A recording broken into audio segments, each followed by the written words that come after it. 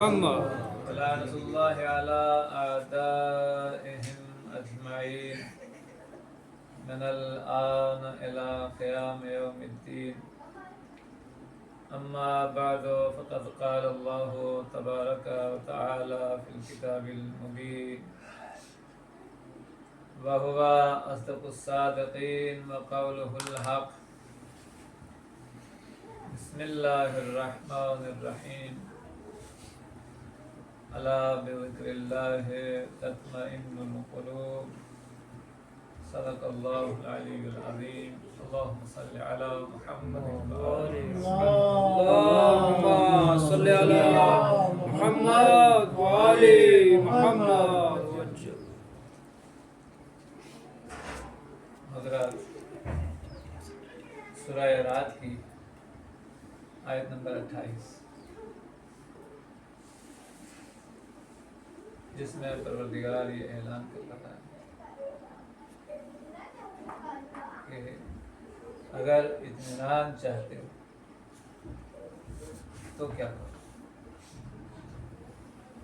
ظاہر ہے کہ ساری دنیا اطمینان کی خاطر ہر قسم کی مکان اطمینان کی خاطر، زمین جائیداد اطمینان کی خاطر، اولاد رشتہ داری، یہ ساری چیزیں اطمینان کی خاطر، رسم و رواج اطمینان کی خاطر، گاڑی بنگلہ اطمینان کی خاطر، حکومت تخت و تاج سرداری اطمینان کی خاطر، مال و متاع اطمینان کی خاطر، انسان ہر ممکن کوشش کرتا ہے کہ اسے اطمینان حاصل ہو جائے، لیکن از خود وہ اپنی مرضی سے اطمینان جب حاصل کرنا چاہتا ہے تو ایک چیز کے بعد دوسری کی خواہش ہو جاتی ہے، لیکن اسے اطمینان حاصل نہیں ہوتا.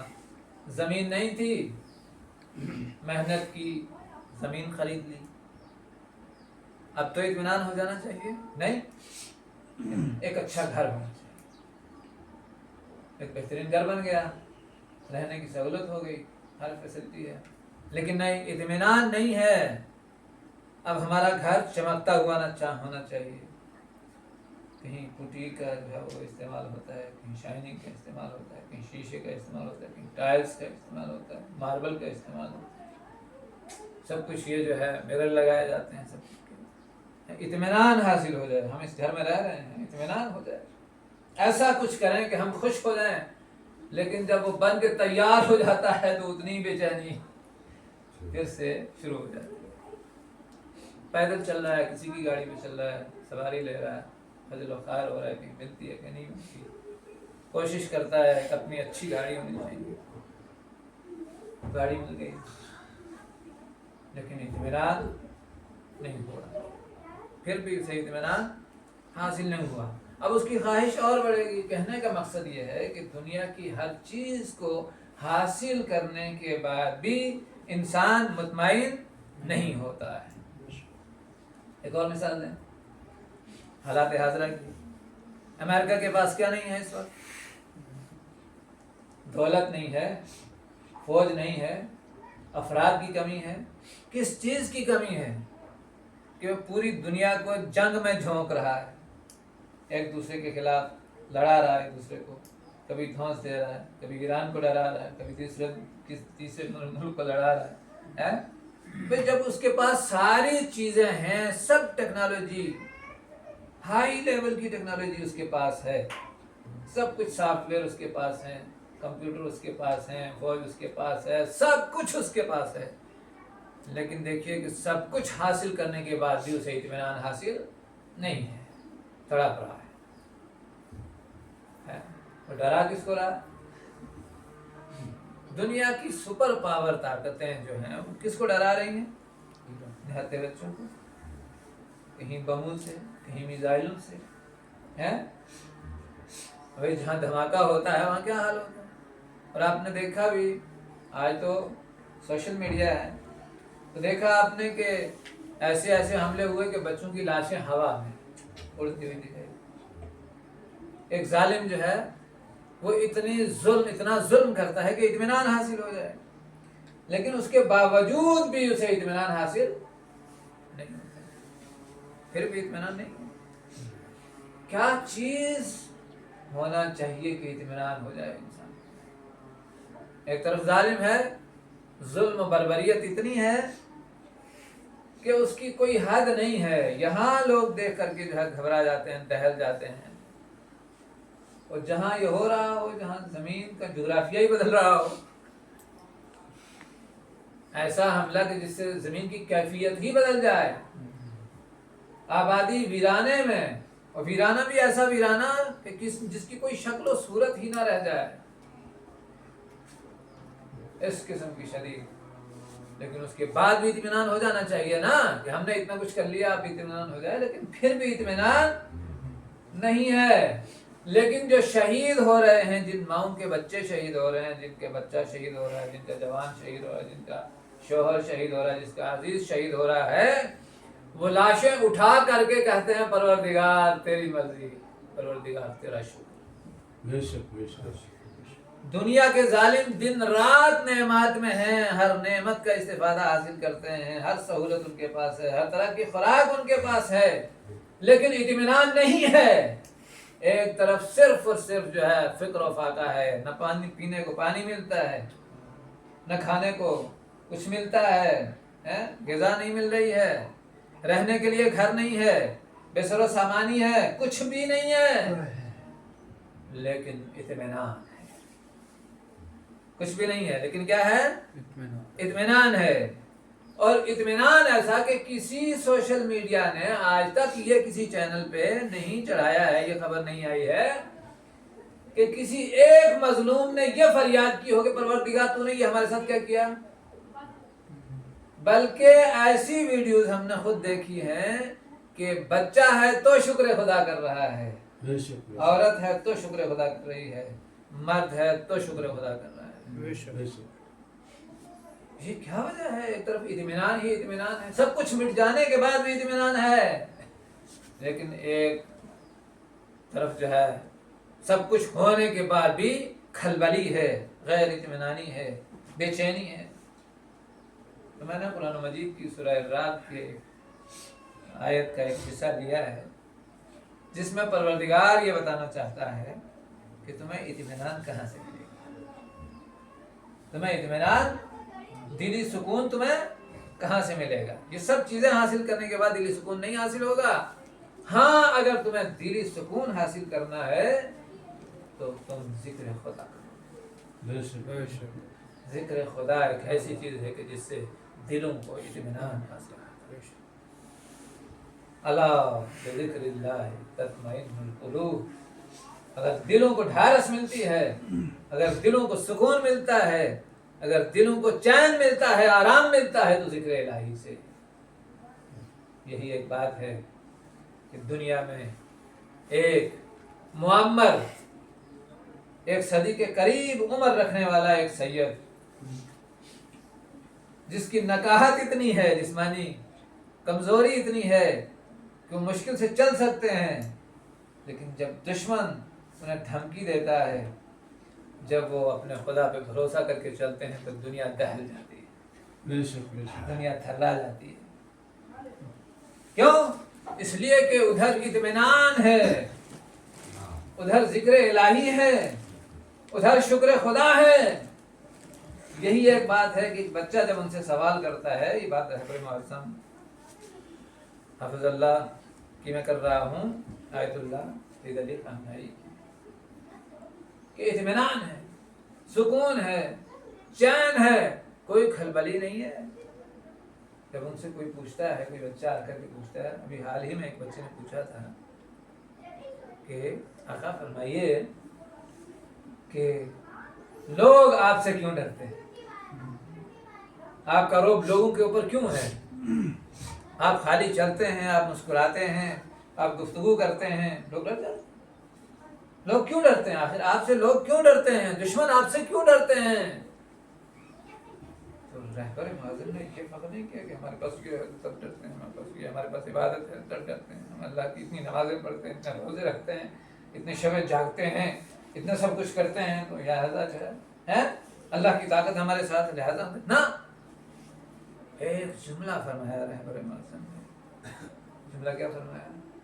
اس لیے کہ ہم خدا سے ڈرتے ہیں. سبحان اللہ. بے شک. لوگ ہم سے اس لیے ڈرتے ہیں کہ ہم خدا سے ڈرتے ہیں. جب ہم خدا سے ڈرنا شروع کریں گے تو لوگوں کے اوپر روب اللہ کی طرف سے خود بخود طاری ہو جائے گا. بے شک. اور آج جو ہے زیادہ جو ہے وہ مثالیں دینے کی ضرورت نہیں ہے. سب لوگ جانتے ہیں سپر پاور طاقتیں جو ہیں کتنی پریشان ہیں, کتنی بے چین ہے. نہ ان کی نیند ان کی حرام ہو گئی ہے. فوجوں پہ فوجیں, اسلحے پہ اسلحے, دھمکیوں پہ دھمکیاں, پابندیوں پہ پابندیاں.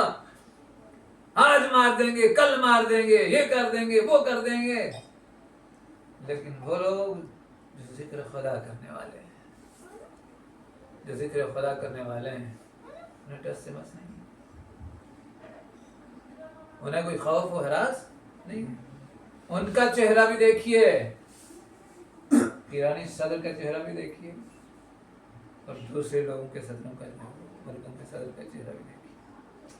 ان کی گفتگو بھی سنیے, ان کی گفتگو بھی سنیے. اطمینان بخش گفتگو کس کی ہے, سنجیدہ گفتگو کس کی ہے, ہڑبڑاتا کون ہے, اور مہذب گفتگو کون کرتا ہے.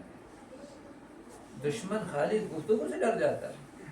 ابھی نہ ایران نے کسی پہ حملہ کیا ہے, نہ کسی کو ستایا ہے, نہ کسی کو دھمکی دی ہے. ایران کا یہی کہنا ہے کہ ہم چاہتے ہیں کہ سارے لوگ ہماری طرح زندگی بسر کریں, بے شک, بے شک. اس لیے کہ ہم اپنے دشمن کے بھی حامی ہیں, ہم اپنے دشمن کو بھی عزت دیتے ہیں.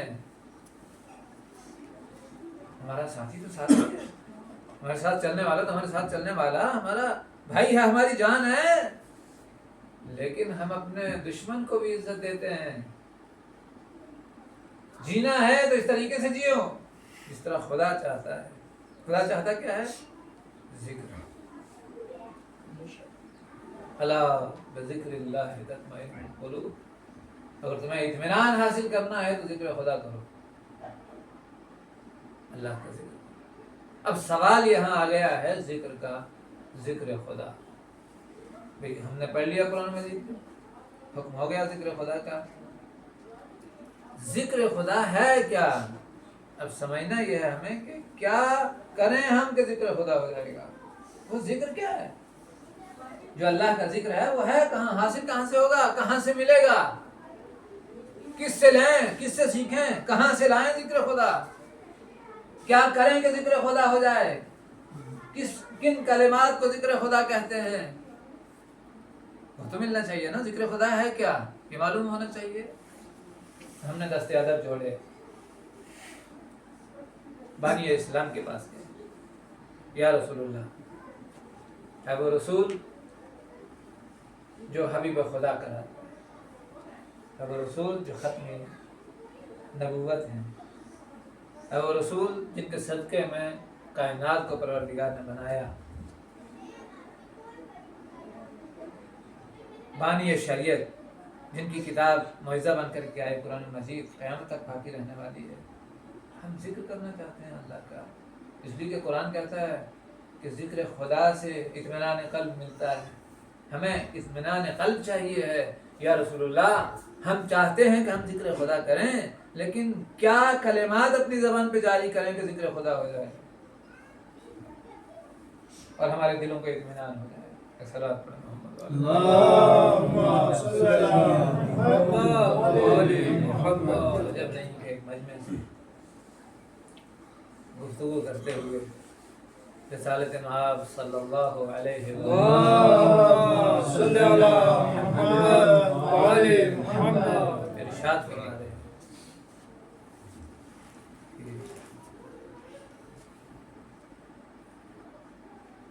ذکر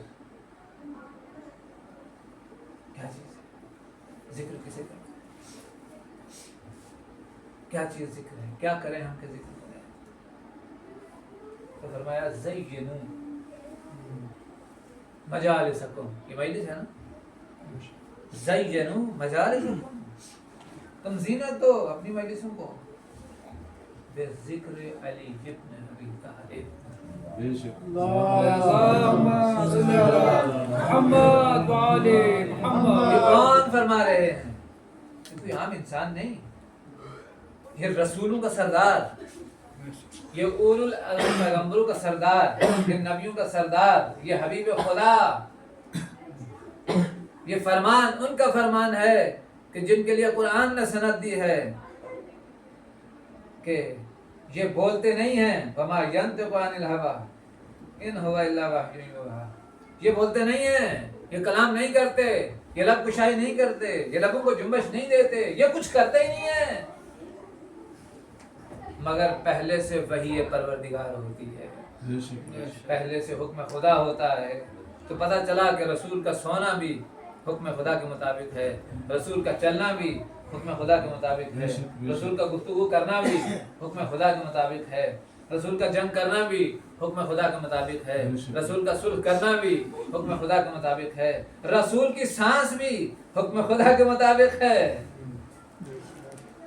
میں نے ایک لفظ استعمال کیا ہے رسول کی سانس، یہ ایسے نہیں استعمال کر دی، قرآنی مطالعے کے بعد یہ لفظ میں نے استعمال کیا ہے. قرآن کی آیت ہے وَمَا تَشَاءُونَ إِلَّا أَن يَشَاءَ اللَّهُ، کہ یہ وہ ہیں کہ جو ان کا پروردگار چاہتا ہے وہ یہ چاہتے ہیں، بے شک. اور جو یہ چاہتے ہیں وہ پروردگار چاہتا ہے. بے شک. تو سمجھ میں آیا کہ اللہ کی اور ان کی مرضی ایک ہے، جو مرضی خدا ہے وہ مرضی رسول ہے. بے شک. اس طرح پڑھنا اللهم صل على محمد جو اللہ کی مرضی ہے وہ رسول کی مرضی ہے. اب رسول یوں ہی نہیں بول رہے ہیں، یہ اللہ کی مرضی ہے. اللہ اپنے حبیب سے یہ کہلوا رہا ہے میرا حبیب لوگ ذکر کرنا چاہتے ہیں نا، عبادت کرنا چاہتے ہیں نا، تو لوگوں کو بتاؤ زینوا مجالسکم بذکر علی ابن ابی طالب، اپنی مجلسوں کو زینت دو، سجاؤ. زینت دو یعنی سجاؤ، آرائش کرو، ڈیکوریٹ کرو اپنی مجلسوں کو. کیسے ڈیکوریٹ کرو گے؟ کس سے؟ بذکر علی ابن ابی طالب، ذکر علی سے اپنی مجلسوں کی رونق کو بڑھاؤ. بے شک. بے شک. تو پتہ چلا کہ جس بزم میں علی علی ہے وہ بزم با رونق ہے، جس بزم میں علی نہیں ہے وہ بزم بے رونق ہے. نعرہ حیدری یا علی. حیدری یا علی. حیدری. یا علی. صلوات بر محمد وآل ذکر علی سے مجلسوں کو زینت ہوتی ہے. اپنی نشستوں کو، اپنی برخاستوں کو، اپنی گفتگو کو، اپنی چال ڈھال کو علی کے ذکر سے مزین کرو، علی کا ذکر کرو. کیوں؟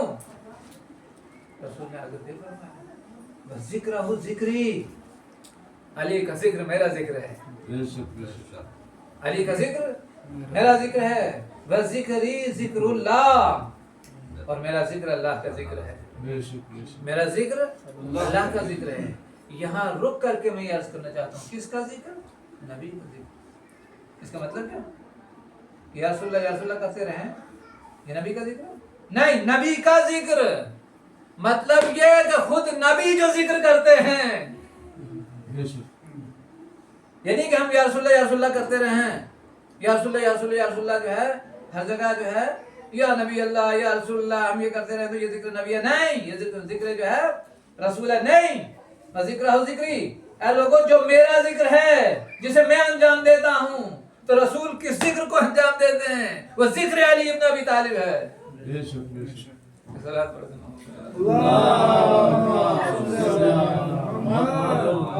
ذکر ہو ذکری و ذکر اللہ، یہی اللہ کا ذکر ہے. یہی جو میں ذکر کرتا ہوں علی علی یہ اللہ کا ذکر ہے. وذکر اللہ عبادت، تم عبادت کرنا چاہتے ہو نا، تم بندگی کرنا چاہتے ہو، یہ اللہ کا ذکر عبادت ہے. تو اللہ کا ذکر کیا ہے؟ علی علی کا ذکر اللہ. تو قرآن نے کیا کہا؟ الا بذکر اللہ تطمئن القلوب، دلوں کو اطمینان ذکر خدا سے ہوتا ہے. ذکر خدا سے دل مطمئن ہوتے ہیں. تو وہ ذکر خدا کیا ہے؟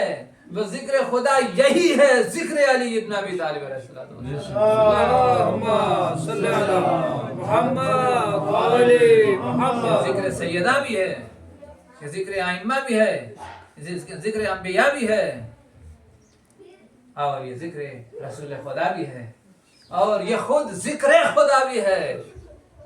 بے شک اور ذکر خدا کے لیے قرآن سے دلیل دوں، میں کسی روایت کو پیش نہیں کرتا، میں اپنی بات کی جو ہے نہ کسی کتاب کا حوالہ دیتا ہوں کہ فلاں کتاب میں یہ لکھا ہوا ہے، میں ریفرنس دیتا ہوں، حوالہ دیتا ہوں تو صرف قرآن کا۔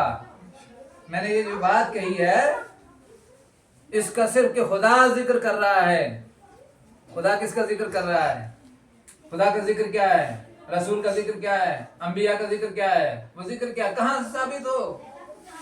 روزمرہ ہم قرآن تو پڑھتے رہتے ہیں نا، تو قرآن میں کیا لکھا ہے؟ ان اللہ و ملائکتہ، ان اللہ، اللہ اور اس کے ملائکہ یصلون علی النبی، نبی کے اوپر درود بھیجتے ہیں، بے شک بے شک نبی کے اوپر درود بھیجتے ہیں۔ اے ایمان والے تم بھی بھیجو۔ اللهم صل على محمد وعلى محمد۔ چلا یہ محمد والے محمد کا جو ذکر ہے وہ اسی صلوات میں ہے۔ یہی وہ کلمات ہیں کہ جو رسول اپنی زبان پہ جاری کرتے ہیں، یہی وہ کلمات ہیں جو خدا خود جو ہے کرتا ہے، پروردگار خود اس ذکر کو انجام دیتا ہے، خود اس ذکر کو۔ اور پھر مطالعہ کرنے والے لوگ جو ہیں، مطالعے کے لیے ایک حوالہ دے دوں کہ علل الشرائع کتاب ہے، بہت بڑی کتاب ہے جہاں ہر بات کی وجہ لکھی ہوئی ہے۔ علل الشرائع، ہر بات کی وجہ لکھی ہوئی ہے، ہر بات کی وجہ۔ بکری کی پونچھ اونچی کیوں ہے، دیگر جانوروں کی پونچھ اونچی کیوں نہیں ہے، نماز 2 رکعتی 4 رکعتی کیوں ہے، اور نماز میں یہ نماز کیوں ہے، بہت ساری باتیں لکھی ہیں جس میں چند باتیں عرض کر رہا ہوں کہ نماز یہ وقت معین کر کے واجب کیوں ہوئی ہے، جبکہ قرآن بھی کہتا ہے کتاب موقوتا، وقت معین کر کے نماز واجب ہوئی ہے۔ ہر وقت نہیں پڑھ سکتے، صبح کی نماز کا وقت ہے، ظہرین کا وقت ہے اور مغربین کا وقت ہے، نماز وقت معین ہو کر کے واجب ہوئی ہے۔ آخر کیا وجہ ہے کہ ذکر خدا کے لیے کوئی وقت معین نہیں ہے لیکن نماز کے لیے وقت معین ہے؟ بے شک نماز کے لیے وقت معین ہے، اس سے ہٹ کر کے نماز نہیں پڑھی جا سکتی۔ اور قرآن میں نماز کی اوقات صرف 3 ہیں، یہ بھی بات واضح کر دوں، اس پہ روزمرہ بحثیں ہوتی ہیں، 5 اور 3 پہ بحث ہوتی ہے۔ کوئی بھی مجھے دکھا دے قرآن میں 5 وقت، نماز کے 3 ہی وقت ہیں، 3 اوقات ہیں، 3 صبح، ظہرین اور مغربین۔ اب ذرا انصاف سے بتائیے کہ اذان وقت نماز پہ ہوتی ہے یا یوں ہی ہوتی ہے؟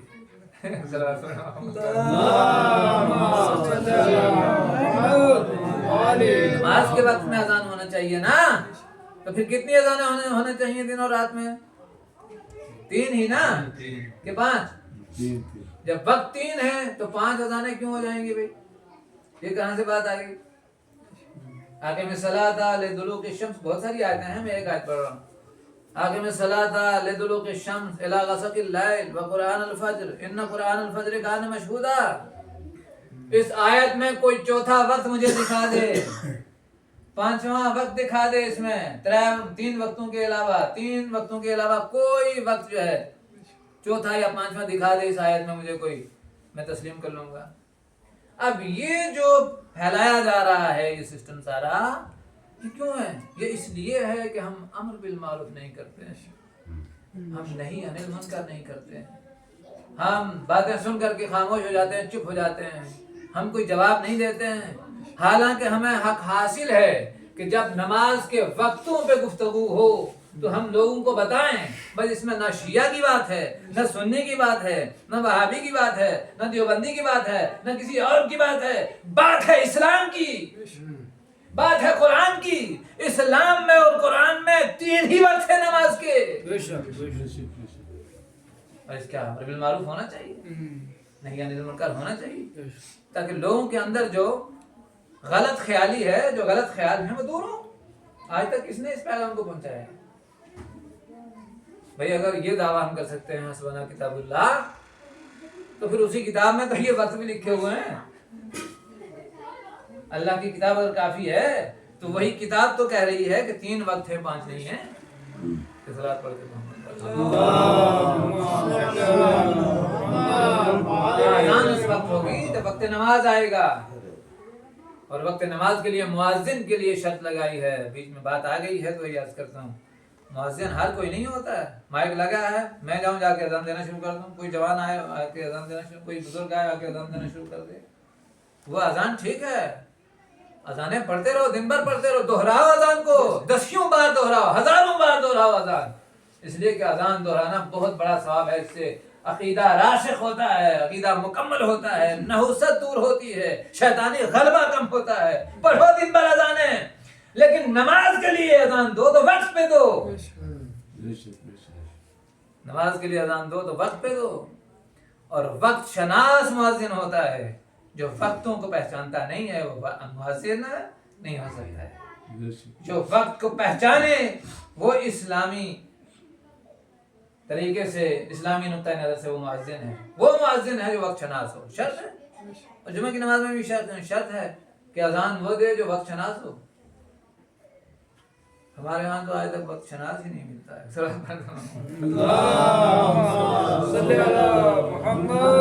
پھر مؤذن کہاں ہوگا بھائی؟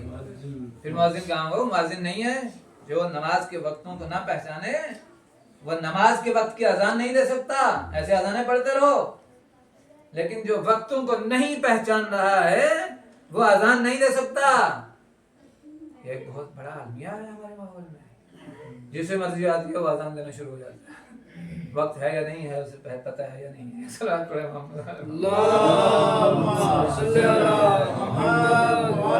واپس آ رہا ہوں، میں ختم ہو گئی مجلس، واپس آ رہا ہوں اس بات پہ کہ نماز وقت معین کر کے کیوں واجب ہوئی، کیا وجہ ہے؟ معین وقت پہ نماز کیوں واجب ہے؟ تو صاحب علل الشرائع، ایک کتاب ہے علل الشرائع، تو صاحب علل الشرائع نہیں، علل الشرائع لکھنے والا صاحب علل الشرائع نے لکھا ہے حوالے دے کر کے، بڑی تصدیق کے بعد یہ لکھا ہے کہ ان اوقات میں خود پروردگار محمد و آل محمد پہ درود بھیجتا ہے۔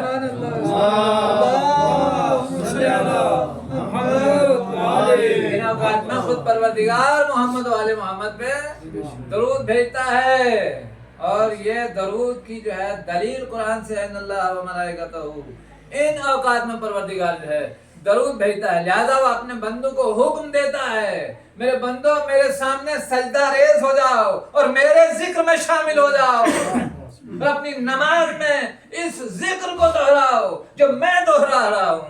اللہم صلی علی محمد۔ اس سے ہوگا کیا؟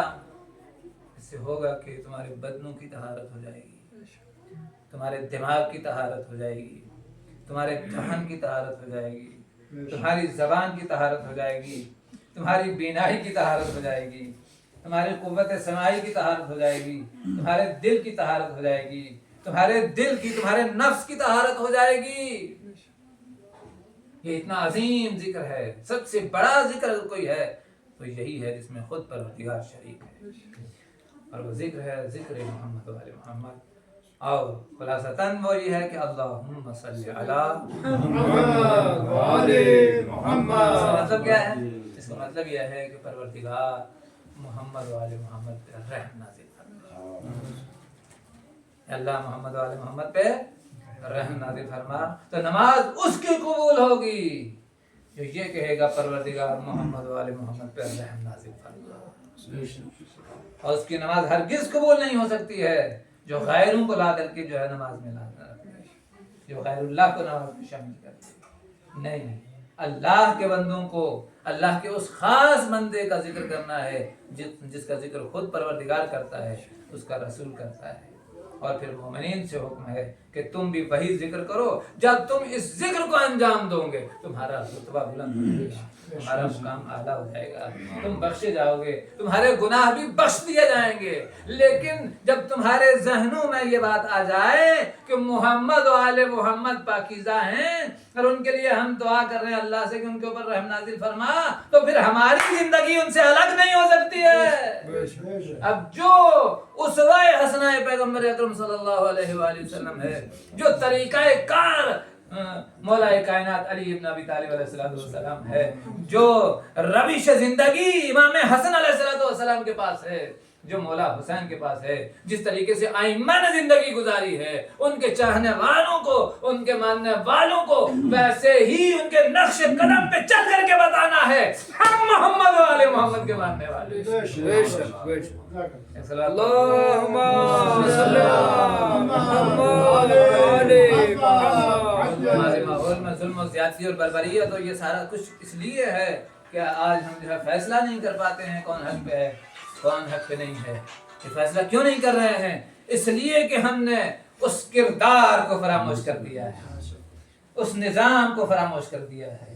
وہ نظام الہی جو محمد و آل محمد کے ذریعے سے ہم تک پہنچا ہے, وہ اسوہ حسنہ پیغمبر اکرم صلی اللہ علیہ وآلہ وسلم جو انہوں نے دنیا کے سامنے پیش کیا, اس اسوہ حسنہ کی ہم پرواہ نہیں کر رہے ہیں, ان کی سیرت کو نہیں پڑھ رہے ہیں, ان کے کردار کو نہیں دیکھ رہے ہیں, ان کے علم کو نہیں دیکھ رہے ہیں, ان کے فرمان کو حاصل نہیں کر رہے ہیں. اگر محمد و آل محمد کے فرمان کو ہم حاصل کریں تو ہم مر ہی نہیں سکتے. اسے موت آتی نہیں ہے, مرتا ہی نہیں ہے, وہ زندہ ہوتا ہے.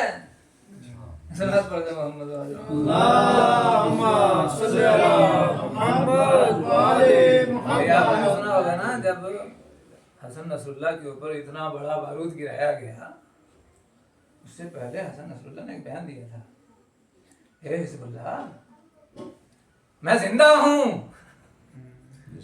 اے حزب اللہ میں زندہ ہوں, میں ان قریب واپس آؤں گا. یہ حسن نصر اللہ کا فرمان ہے, میں زندہ ہوں, میں ان قریب واپس آؤں گا. مطلب کیا؟ تمہارے درمیان سے تھوڑی دیر کے لیے جا رہا ہوں, میں ان قریب واپس آؤں گا. تم ڈرنا نہیں, تم گھبرانا نہیں, تم مزاحمت دشمن سے جاری رکھنا, اس لیے کہ جب میں آؤں گا تو وارث کے ساتھ آؤں گا. تب تک تم اس مزاحمت کو جاری رکھنا, اور جس جس کی جان چلی جائے وہ میرے پاس آئے گا, میں اسے لے کر کے اپنے رہبر کے ساتھ, اپنے ہادی کے ساتھ, اپنے امام کے ساتھ آؤں گا. پھر دنیا سے انتقام لیں گے, پھر دیکھیں گے سپر پاور طاقت کون ہے. قانون خدا افضل ہے یا قانون دنیا افضل ہے؟ صلوات پر زمان اللہم صلی علی محمد وعلی محمد. لوگ سمجھتے ہیں امام حسین علیہ السلام کو درمیان سے ہٹا دیا, شہید کر دیا, ظلم و جور بربریت کے پہاڑ توڑ دیے, قتل کر دیا, رون دیا, ٹکڑوں میں بکھیر دیا, اب ان کا وجود ختم ہو گیا. لیکن یاد رکھو, اسے پروردگار نہ مٹائے وہ کبھی مٹ نہیں سکتا. علماء نے لکھا ہے, بحر الانوار ایک کتاب ہے جو 120 جلد کی کتاب ہے, اور اس کی 12ویں نمبر کی جلد اپنے موبائل میں ڈاؤن لوڈ کر لیجئے گا, اس کا مطالعہ کیجیے گا, اس لیے کہ وہ ظہور امام سے متعلق ہے. امام زمانہ رضی اللہ تعالیٰ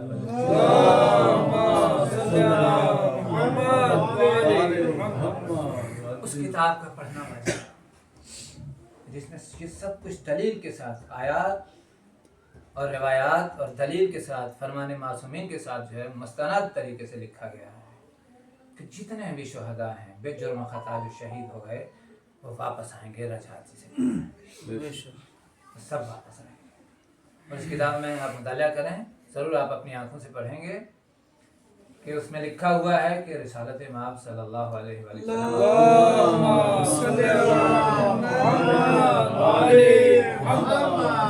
خدا واپس آئیں گے.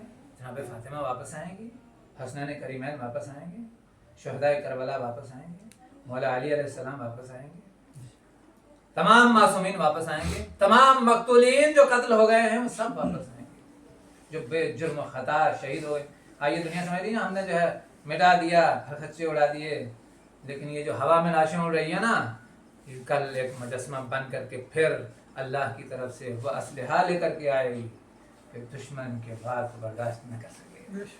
बेशक तारीखी जंग होना है, खाली ये नहीं, 1.25 लाख अंबिया वापस आएंगे, सारे अंबिया वापस आएंगे, सारे मासूमीन वापस आएंगे, सारे शुहदा वापस आएंगे, और फिर एक तारीखी जंग होगी। तो तारीखी जंग होने के बाद ये अलम जो है, इस जंग का जो अलम जो है, रसूल खुदा सल्लल्लाहु अलैहि वसल्लम इमाम ज़माना के हाथ में, ये अलम जो है जो हम उठाते हैं, ये अलम इस्लाम का अलम रसूल खुदा अपने हाथों से इमाम महदी अजलल्लाहु ताला फरजह शरीफ के हवाले करेंगे, और फिर ये अलम लेकर के निकलेंगे, पूरी दुनिया के अंदर जो है अमन व अमान कायम करेंगे, इस्लाम का बोलबाला होगा। लिखा है कि भेड़िया और शेर और बकरी एक हाथ से पानी पिएंगे, कोई नुकसान नहीं रह जाएगा, अदले इलाही की भरमार होगी, सिर्फ हर दुनिया में, हर तरफ, हर खिते में, हर जगह, हर मुकाम पर सिर्फ और सिर्फ अदल ही होगा, इंसाफ होगा। लेकिन इसके अलमबरदार होंगे इमाम ज़माना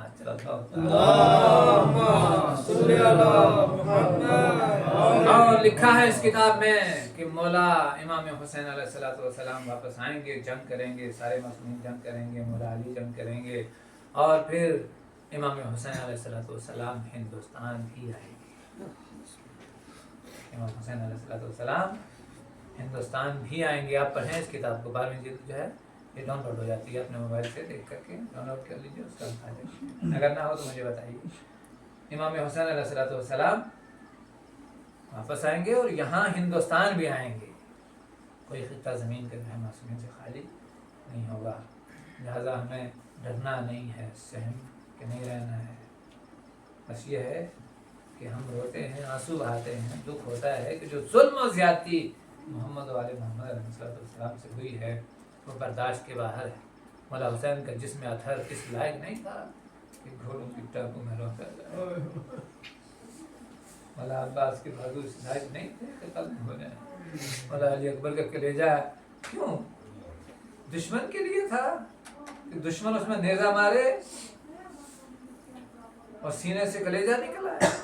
अली असगर, जनाब अली असगर अलैहिस्सलाम का हुर्को सहशोबा तीर से, ये जज्बा हमारे अंदर, आंसू भी बहाए, रोएं भी, आमादा भी हूँ, इसलिए कि ये सारी हस्तियां वापस आने वाली हैं। ऐसा ना हो कि हम इनके सामने शर्मिंदा हो जाएं, हमें इनके साथ रहना है, न कि इनके दुश्मनों के साथ रहना है। दुनिया जिस तरफ चली जाती रहे, हमें उससे कोई सरोकार नहीं है, लेकिन हमें दामन मोहम्मद वाले मोहम्मद को नहीं छोड़ना है। अगर हम आंसू बहा रहे हैं तो हमारे आंसू इस लायक होने चाहिए, आए मौला हम नहीं थे, आपके ऊपर इतना जुल्म हुआ, आज हम आमादा है मौला, आइए हम आपके साथ शाना बशाना लड़ करके अपनी जानू का नजराना पेश करें। इन्ना लिल्लाहि व इन्ना इलैहि राजिऊन। ज़ियारत मलदी जमन कलबी और ज़ियार हमारी इस मकसद की बात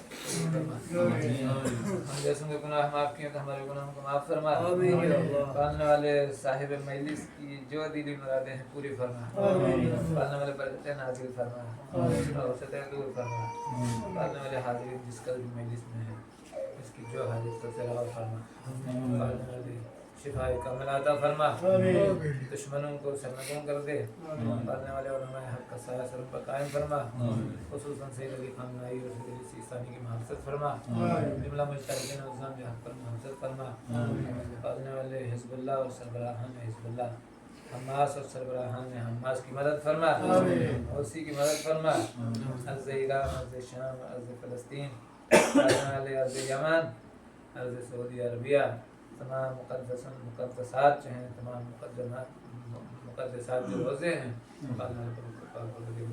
मुनव्वरा, करबला मुअल्ला, गंज शुहदा, पालने वाले नजफ़ अशरफ, جس قدر بھی روزے معصومین علیہ السلام کے جناب جانب سلام اللہ علیہ کا روزہ شام میں اور جناب سکینہ کے روزے کو محفوظ فرما، پالنے والے پہلے دنوں کے دینے والوں کے حسن کو بلند فرما، اور ان کے دشمنوں کو ناکام و نامراد کر، پالنے والے فلسطین کی مدد فرما، پالنے والے بیت المقدس کو آزاد فرما، پالنے والے ہمارے پاس یہی اسلحہ ہے۔